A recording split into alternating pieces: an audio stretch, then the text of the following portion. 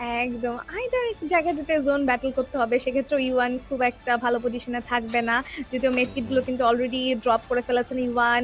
হেভিরা তৈরি। Just jump করবেন and kill গুলো লুফে নেবেন এই জায়গাটাতে heavy. Mufasa, don't cry and Allen তৈরি তারা।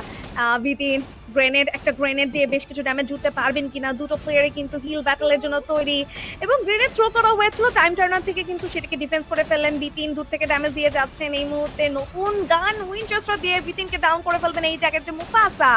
অ্যান্ড স্টিল হিল ব্যাটল চলছে কিন্তু আমাদের ইউয়ানের তরফ থেকে।